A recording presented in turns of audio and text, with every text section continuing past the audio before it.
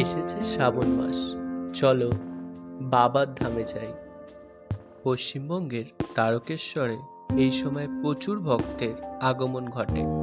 শেওড়াফুলির নিমাই তীর্থ ঘাট থেকে জল নিয়ে বাঁকে করে সবাই হেঁটে বাবার কাছে যান। আপনিও চাইলে এইভাবে হেঁটে বাবার কাছে আসুন, আপনার মনের সব ইচ্ছা পূরণ হবে। আর যদি ট্রেন পথে আসতে চান তাহলে তারকেশ্বর লোকাল, আরামবাগ লোকাল বা গোঘাট লোকাল যে কোনো একটি ট্রেন ধরে আপনারা তারকেশ্বর স্টেশনে চলে আসুন। এই ট্রেনগুলি হাওড়া স্টেশন থেকে প্রতিদিন ছাড়ে। এছাড়াও আপনারা শেওড়াফুলি থেকেও এই ট্রেনগুলি পেয়ে যাবেন। স্টেশনে নেবে আপনারা টোটো পেয়ে যাবেন। হেঁটেও আপনারা আসতে পারেন। হাঁটা পথে 5-10 মিনিট লাগবে। সবাই ট্রেন থেকে নেবে যে পথে যাচ্ছে তাদেরকে অনুসরণ করে চলে যাবেন, আপনারা মন্দিরে পৌঁছে যাবেন। দিয়ে পাবেন এই সারি সারি ডালার দোকান।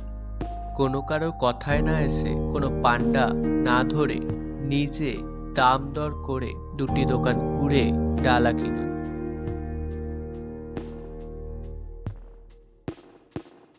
ডালা কিনে চলে আসুন এই দুধ পুকুরে। কারোর কথা শুনলে বা পান্ডা ধরলে আপনাদের এই পুজো খরচা 2 থেকে 3,000 টাকা পর্যন্ত হয়ে যেতে পারে। তাই এই সব থেকে সাবধান থাকুন।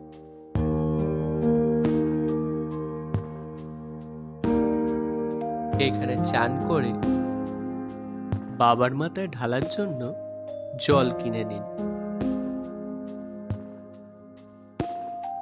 এবার মন্দিরের দিকে অগ্রসর হন। 1 নম্বর গেট থেকে ঢুকে একটি পুরোহিত ধরে আপনার পুজোটি সেরে ফেলুন। এই হলো বাবার গর্ভগৃহ।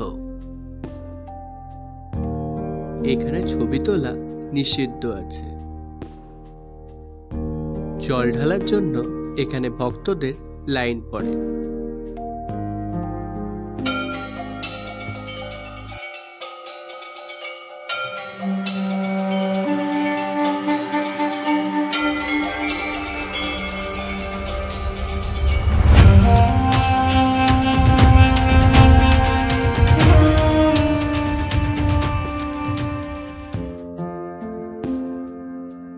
এই মন্দিরের সামনেই নন্দী মহারাজের একটি ঘর আছে।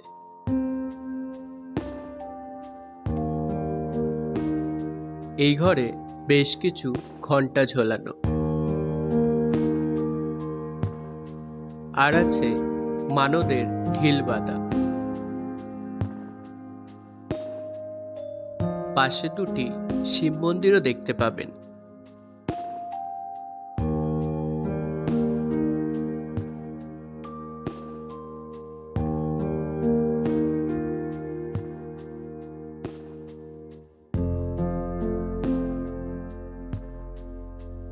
চলুন এবার মেলাটা দেখা যাক।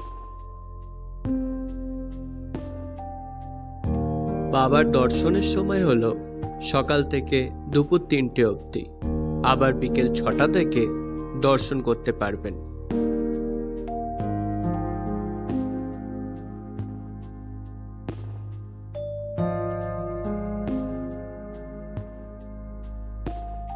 দুপুরে খাওয়ার জন্য নিরামিষ থালি আপনারা 60 টাকা থেকে পেয়ে যাবেন।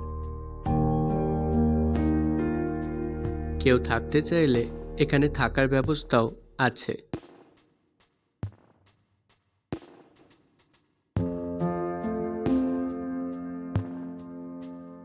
ভিডিওটি ভালো লাগলে